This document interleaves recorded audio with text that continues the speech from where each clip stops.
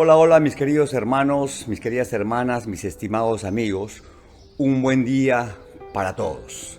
Nos disponemos ahora a abrir nuestra mente y a preparar nuestro corazón para recibir el consejo de lo alto a través de la exposición de la palabra del Señor.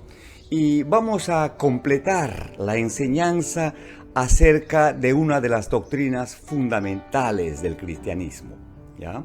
La enseñanza que trata acerca de el señorío de Cristo. Esta doctrina enseña que el sometimiento a Jesucristo como el Señor de nuestra vida implica necesariamente obediencia a su palabra, ¿ya? Obediencia quiero, dice el Señor. Implica además inversión de tiempo de calidad, que en realidad es la inversión de nuestra vida, hermanos, hermanas, como respuesta al llamado de Jesucristo, de seguirle y de servirle y hacerlo con todo nuestro corazón, con toda nuestra alma, con toda nuestra mente, con todas nuestras fuerzas, con todo nuestro ser. Eso es lo que el Señor espera de sus hijos, de sus hijas, de todos aquellos que se precian de ser sus discípulos. Sobre esto, escuchen lo que Jesús enseñó en el Evangelio según Lucas, capítulo 9, versículo 23. El Señor dijo: si alguno quiere venir en pos de mí, niéguese a sí mismo, tome su cruz cada día y sígame. Ahí está. Son las demandas del discipulado cristiano. Miren, cuando Jesús empezó su ministerio, lo primero que hizo después de salir del desierto, ¿recuerdan? Cuando salió del desierto después de haber ayunado 40 días y 40 noches y haber superado la tentación del diablo, haber vencido al enemigo en su propio terreno, dice que salió del desierto en el poder del Espíritu. Inmediatamente llamó a sus primeros discípulos. Y según el relato del Evangelio, andando Jesús junto al mar de Galilea, vio a dos hermanos, Simón, llamado Pedro, hijo de Jonás, junto con su hermano Andrés, que echaban la red en el mar, porque eran pescadores. Y Jesús les dijo: vengan en pos de mí, y os haré pescadores de hombres. Y ellos, al instante, dejando las redes, le siguieron. Y luego, yendo más allá, vio a otros dos hermanos, Jacobo, hijo de Zebedeo, y su hermano Juan, que remendaban las redes en la barca junto a su padre. Y Jesús los llamó. Ellos, dejando al instante las redes y a su padre, siguieron a Jesús. Y así encontramos al Señor convocando y llamando a sus primeros discípulos, poniéndoles el estándar que ellos tenían que superar. Es decir, considerar qué es lo que estaban haciendo, si era realmente importante de cara a la eternidad, o tenían que enrolarse en el ejército del Señor y atender al llamado de su maestro en su condición de discípulos suyos. Encontró por ahí a un cobrador de impuestos llamado Leví. Cuando Jesús apareció en el camino de su vida, se detuvo el Señor y le dijo: levántate, ven, sígueme. ¿Qué hizo Leví? Pues inmediatamente, dejando la mesa con los tributos, fue en pos del Señor. Más allá encontró a un joven que le dijo: Señor, Señor, yo te voy a seguir, pero primero deja que yo entierre a mi padre. Y el Señor le dijo: hombre, deja que los muertos entierren a sus muertos, tú ven y sígueme.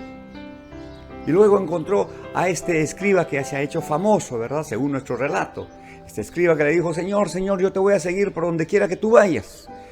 Y el Señor le dijo: las aves del cielo tienen sus nidos, las bestias del campo tienen sus guaridas, y el Hijo del Hombre no tiene dónde recostar su cabeza, dándole a entender con esto el elevado costo que tendría que pagar por decidir seguir al Señor. Hermanos, el llamado, el requerimiento de Jesús es el mismo, ¿se dan cuenta? La respuesta es la que cambia. La respuesta varía. No sé cómo y bajo qué circunstancias ustedes fueron alcanzados por la gracia, ¿sí? ¿En qué momento de su vida ustedes recibieron el llamado del Señor de seguirle y de servirle? Cada uno tendrá que contar su historia, tendrá que dar su propio testimonio. El día de la comparecencia, en el día final, cuando tengamos que rendir cuentas, cuando tengamos que presentarle al Señor el reporte acerca de la mayordomía de nuestra vida, acerca de la respuesta que le dimos al llamamiento suyo, ¿verdad? Ese día seguramente el Señor dirá a unos: bien, buen siervo, fiel en lo poco fuiste fiel y sobre mucho te voy a poner, pasa y disfruta del reposo de tu Señor. Mientras que a otros le dirá: siervo malo, negligente, si tú sabes que yo exijo y yo recojo donde no he sembrado, no hiciste producir lo que te di, de modo tal que por lo menos redituaras algún tipo de interés, pues quítenle lo que tiene y denle al que tiene más, porque al que tiene le será dado más, porque sabe administrar lo que se le da. En cambio, a este siervo malo, negligente, échenlo fuera, allí será el lloro y el crujir de dientes. Mis hermanos, estamos a tiempo todavía para hacer reconsideraciones en nuestra vida y evaluar cuál es o cuál ha sido la respuesta que le hemos dado al Señor. Primero, a su gran demostración de amor, amor con el que Él nos amó y cambió nuestra historia, pero también nuestra respuesta al llamamiento que nos hizo de seguirle y de servirle. Que Dios nos ayude, hermanos, a responder bien a este llamado, que podamos decirle como Isaías: heme aquí, envíame a mí. O podamos decirle como Samuel: habla, Señor, que tu siervo escucha. Esto, mis hermanos, es el señorío de Cristo, ¿ya? El señorío de Jesucristo. Dijimos la semana pasada, creo, que si Jesús no es Señor de todo, Él no es Señor de nada. Así que, repito, hagamos ajustes, hermanos. Hagamos reconsideraciones en nuestras prioridades, de modo tal que cada día que vivamos realmente podamos estar a la altura de lo que Él está esperando de nosotros. Amén. Y para cerrar esta reflexión en relación al señorío de Cristo, vamos a desarrollar rápidamente este pasaje del Evangelio de Lucas que hemos leído, ¿verdad? En relación a seguir a Jesús. En tal sentido, el Señor dijo: si alguno quiere venir en pos de mí, pues niéguese a sí mismo, tome su cruz cada día y sígame. A ver, aquí están las tres condiciones que el Maestro puso a todos aquellos que quieren ser sus discípulos, ¿ya? Discípulos de Jesús. En primer lugar, el discípulo debe negarse a sí mismo. El discípulo debe negarse a sí mismo. Su vida, que una vez giraba en torno a sí mismo, sobre su yo, debe girar ahora en torno a Dios. En otras palabras, implica renunciar a ser el Señor de su propia vida y permitir que Jesús ocupe el lugar como único y verdadero Señor. Que podamos decir como el apóstol Pablo: con Cristo estoy juntamente crucificado. Y ya no vivo yo, mas vive Cristo en mí. Y lo que yo ahora vivo en la carne, pues lo vivo en la fe del Hijo de Dios, el cual me amó y se entregó a sí mismo por mí. Hermosa realidad espiritual que puede ser nuestra realidad, amados hermanos. O podamos decir también como Juan el Bautista, ¿se acuerdan? Es necesario que yo mengüe para que Cristo emerja y crezca en mí. Ahí está, esa es la primera condición. La segunda condición es: el discípulo debe llevar su cruz cada día. Es la Escritura, mis hermanos. En tal sentido, permítanme resaltar esta expresión: cada día. Es que el asunto de tomar la cruz no es una experiencia que uno tiene que vivir cada cierto tiempo, cuando sobrevienen las crisis y las dificultades de la vida. No, es la experiencia del creyente cada día de su vida. Lo que pasa es que hay mucha confusión en cuanto a qué significa tomar la cruz. Hay quienes dicen, por ejemplo, señalando alguna desgracia o alguna situación crítica en la vida de alguien, dicen, te están calumniando, están hablando mal de ti. Hombre, no te preocupes, supéralo, tómalo como de quien viene. Después de todo, considéralo como que estás cargando tu cruz. ¿Han escuchado eso? O una mujer que tiene un marido borracho, que le pega, le insulta, le chanca, grosero, violento, en fin. Y le dice, ay, mi hermana, y es cristiana la hermana, ¿no es cierto? Ay, mi hermana, lo que pasa es que estás cargando tu cruz. Qué manera de aplicar la palabra, por Dios. Otros creen que su cruz es alguna enfermedad o alguna dolencia. En fin, es evidente pues que la gente asocia equivocadamente la cruz con el sufrimiento. Y no es así. La cruz no era un instrumento de tortura, un instrumento para sufrir. La cruz era y es, simbólicamente hablando, ¿verdad?, un instrumento de muerte. El objetivo de la cruz no era que la gente sufra, sino que la gente muera. Y cuando Jesús dice que tenemos que tomar nuestra cruz, no es para sufrir, mis hermanos, sino para morir. ¿Morir a qué? Pues morir a hacer nuestra voluntad. Morir a hacer lo que nosotros queremos con nuestra vida, para hacer lo que Él quiere, con, por y a través de nosotros. Es la renuncia diaria a hacer las cosas a nuestra manera, para hacerlas a la manera de Dios. Mis hermanos, la cruz es una referencia directa a la muerte. El discípulo debe hacer morir el yo, el ego, y entregar su vida en las manos de Jesús. Que Jesús viva en él y transforme todo su ser a la imagen de él. En otras palabras, Cristo en nosotros, la esperanza de gloria, la gente que nos rodea, la gente que nos conoce, y aún las que no nos conoce, pues debe dar testimonio de que Cristo vive en nosotros. De manera tal que quiera acercarse a Dios a través de la influencia y la contundencia de nuestra vida cambiada, el testimonio de nuestra vida cambiada por la palabra y el poder del Espíritu del Señor. ¿Ya?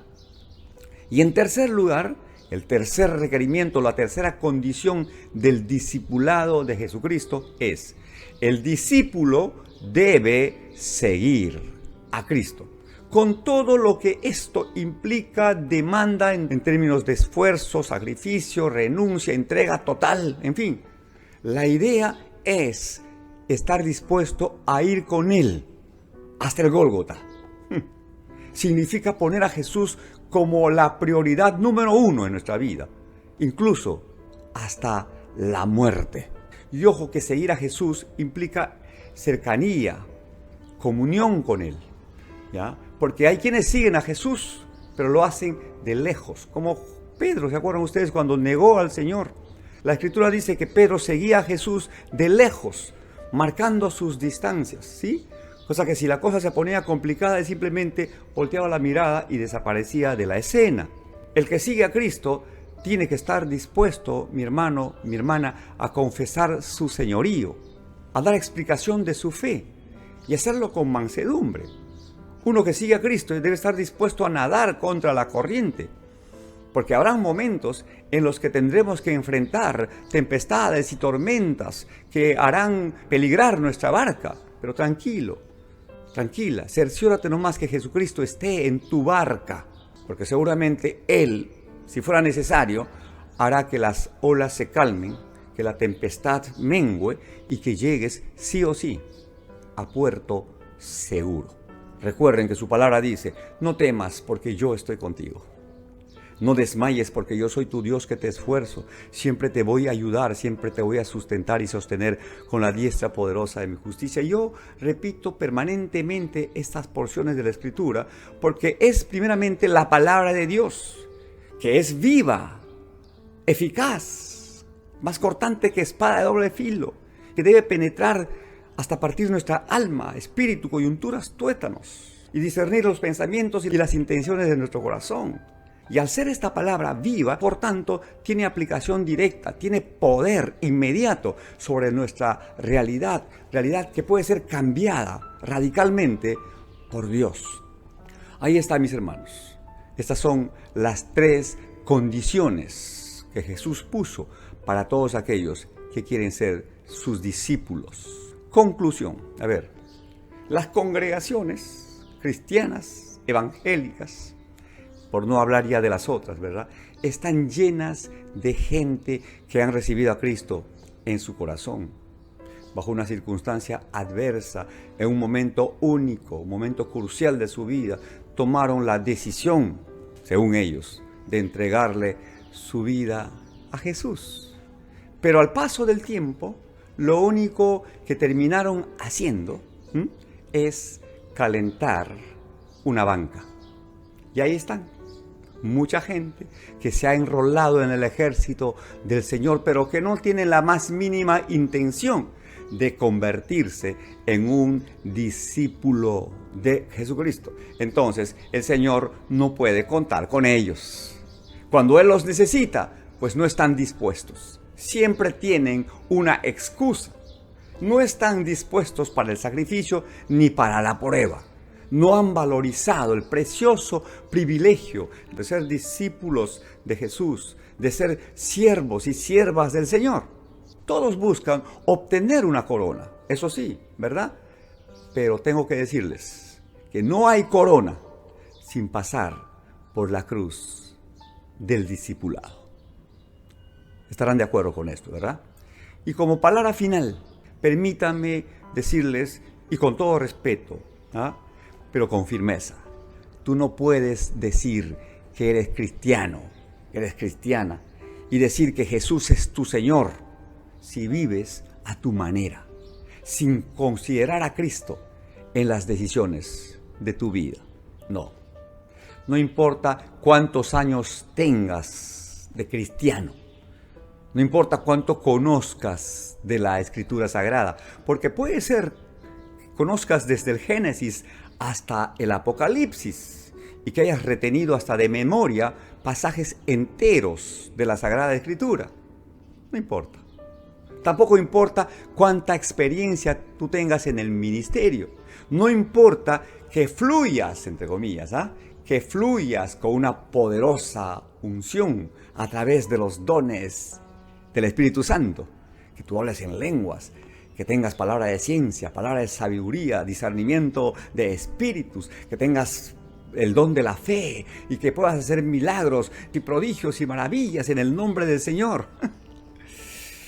Yo conozco mucha gente, aquellos que se llaman pues pesos pesados en el Evangelio. Tengo que decirles, el día de la comparecencia, el día en el que todos tendremos que presentarnos ante el gran tribunal de Jesucristo, nos vamos a llevar muchas sorpresas. Porque si tú, mi hermano, mi hermana, no haces la voluntad de Dios expresada en su palabra, tú te puedes pasar el día entero llamando a Jesús Señor, Señor. Y lo único que Él te va a decir es, nunca te conocí. Nunca te conocí, apártate de mí, hacedor de maldad. Aleluya. Mis hermanos, el cristianismo es cosa seria. Es para gente valiente, que esté dispuesta a caminar siempre una milla extra. Gente que no claudique entre dos pensamientos, que ha tomado la decisión de seguir a Cristo con la cruz delante y el mundo atrás. Y si otros vuelven, pues él sigue a Cristo con las manos puestas en el arado. Repito, sin mirar atrás. Que Dios nos ayude a ser uno de ellos y a estar siempre listos, enteramente preparados para responder afirmativamente al llamado de nuestro Señor. Que así sea. Listo, mis hermanos. Reflexión terminada. Manos a la obra.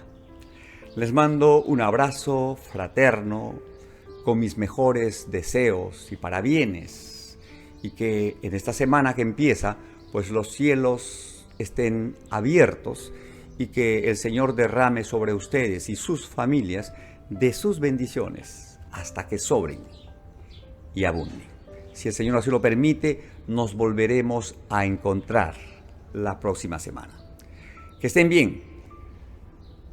Adiós.